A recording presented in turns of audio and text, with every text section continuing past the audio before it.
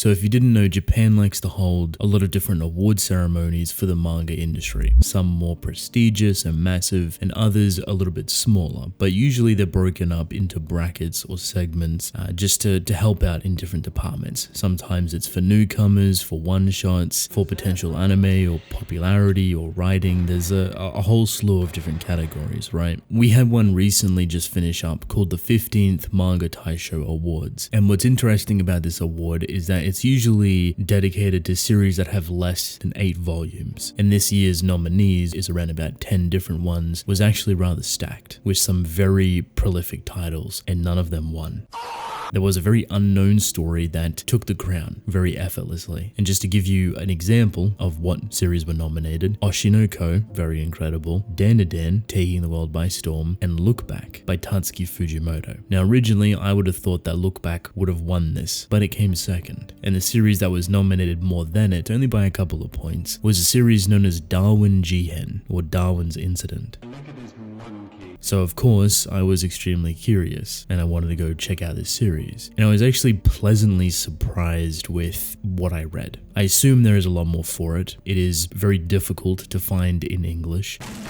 I do believe that it is published in French, however.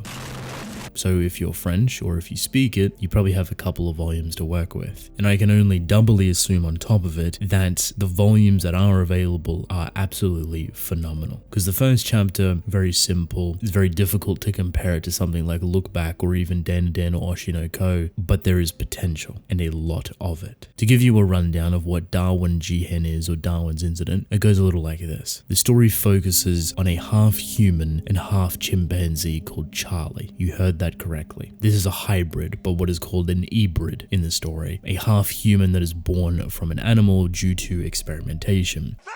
This experimentation, however, is very controversial. It's very frowned upon and is the prime center or conflict of the entire story. You see, there is an organization called the Animal Liberation Alliance, which its whole purpose is to free animals, to save them from cruelty, from experimentation, from being eaten, even from the slaughter. And this is a very good thing, but the extremities that this group takes it is pretty far. Obviously, they're going into organizations with guns. They are quite literally labeled as terrorists, but don't necessarily push that boundary of taking a human life to obviously free animals. They threaten it, and they're very extreme in that regard, but they just want to do right by these animals. And when you see them in cages and being experimented on and the hideous, horrendous things that are happening, you can't help but feel sorry for them. You can't help but agree with the prospect of what they're trying to do to help these poor animals. And this is where they find chimpanzee that is pregnant and has been experimented on, where Charlie actually comes from. They manage to save this chimpanzee. Charlie is born, who is known as a humanzee, half human, half chimp. Well, I say, what a magnificent pair of bananas.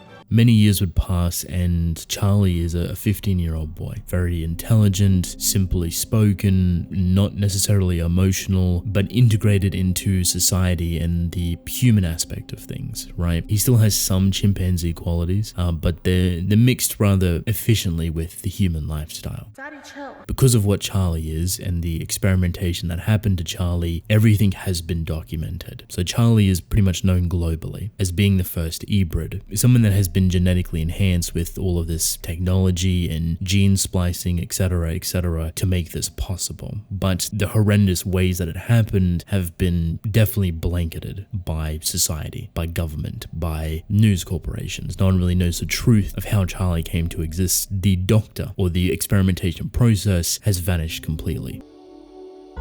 Luckily, Charlie has been raised really well, and it's about time that he starts to go to a normal high school. This isn't Charlie's first time. He's been to other schools, but you can only assume that the worst has happened with the amount of schools that he's been changed between. His first day goes pretty well. The school and the people within it actually treat him rather well. They think he's cute, they think he's interesting, they obviously know about him from the news or from online internet sources, etc. And anything that has been marketed towards Charlie is documentation. They somewhat know about it. And a small incident would occur. A cat would be stuck on top of this tree, and another woman known as Lucy would go up and try and get it. Upon successfully getting the cat, after it almost fell out of the tree, the branch starts to break, and both of them start to fall. And in swoops Charlie from very far away, nowhere in the vicinity of the situation. He just happens to luckily see it or hear it and grabs both of them. This was filmed, but there was a person that recognized that what Charlie had done was nothing that a chimpanzee could do, nor a human, nor any animal. The speed at which he moved, the strength, the dexterity, everything that just went into this motion of saving a cat and Lucy from falling out of this very high tree was impossible. At first, you don't really click with that idea. It seemed pretty normal for a chimpanzee, but when it's propped up on a pedestal like that, it starts to make a little bit more sense that what Charlie is something a lot more than just being half human and half chimpanzee. The strength, speed, and qualities that are gradually intertwining and growing stronger and stronger by the day is quite fearsome. You then get to see more of the true side of the ALA, the Animal Liberation Alliance, the people that quite literally saved Charlie 15 years ago. Obviously, they do not take kindly to people eating meat or hurting animals for this idea of produce. And within this very high-class fancy restaurant that serves steak, they blow it up. Quite literally terrorist organization. Within this process, however, they injure a very small child. The purpose of this, however, is to show how insignificant that human life was in comparison to their own purpose, to their own agenda, or to their own goal. They have ramped things up exponentially, and now they are quite literally doing terrorist acts because of their own ideals. It is inherently ironic, and the first chapter ends with Charlie letting a butterfly go into the sky.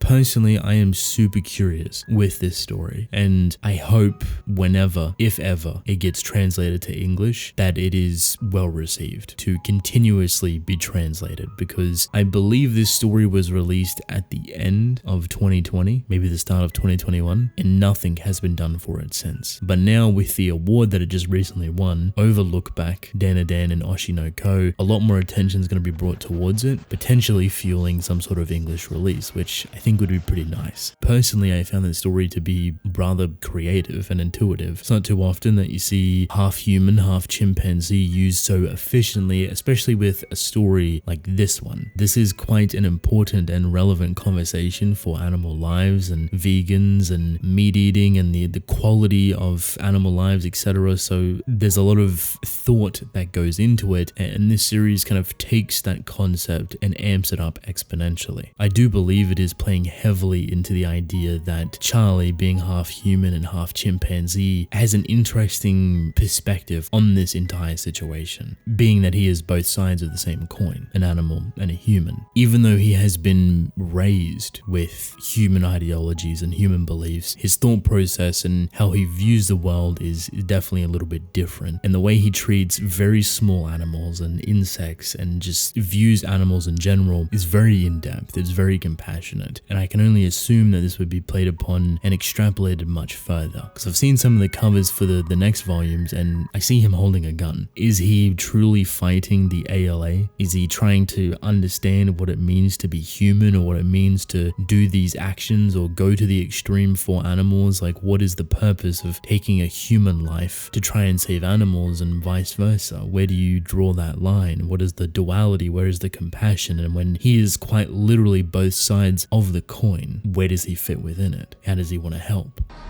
It seems like the character Lucy, the one that he saved from the tree, is someone that too is also trying to find her way, to carve her path, to be a better person and to help in this situation, and most likely becomes quite close friends with Charlie. If you haven't already noticed, it's quite a massive series in scope. It seems like it wants to do a lot of things, and I can only hope that it does those things really well. The first chapter was extremely enjoyable, a little bit all over the place, a little bit rough, but definitely has so much potential to be a phenomenal experience and potentially tell a very important story. Definitely what will throw a lot of people off is Charlie. Half human, half chimpanzee, a human Z is a very odd and kind of quirky concept. It seems a little bit goofy at first, but because of how naturally integrated it is within the story and well conceptualized, it feels like there's so much nuance for Charlie's character. He is extremely expressionless. He is listening and learning and understanding the world and has a lot of compassion and thoughts towards these animals but rarely speaks or expresses them. This is definitely intentional, and that in itself fits perfectly within the story that's trying to be told, and I can only hope and assume that it is done well. I would be lying if I said that I wasn't curious. I really hope that with this award that it won, that it potentially becomes translated, maybe gets a couple of more English chapters, or at least the first volume. Hopefully in time we will find out, but overall I thought this is a very interesting read. If you have the opportunity to read it, whether it's in Japanese, French, or English, please do. Give it a chance, read through the first chapter. I think you'll find it very enjoyable. Different, a little bit goofy or quirky at first, but potential nonetheless. We may see more of it within the future. Fingers crossed. Endtime. So with that, welcome to the end of the video. If you have made it this far, thank you. I appreciate you. If you have read Darwin Jihen or Darwin's Incident, please let me know how you felt about it. It is a very interesting story. I've only read the first chapter personally, but if you've read the first handful of volumes, I want to know, does it get better? Does it get more interesting, more chaotic? Does it dive into the whole terrorist duality, humans and animals, the life equivalency? And overall, do you enjoy it? Let me know in the comment section below. But with that, I want to thank you all for watching. Hope you enjoyed. Leave a like and subscribe. I really appreciate it. Drink plenty of water, and I will see you within the next one. Goodbye.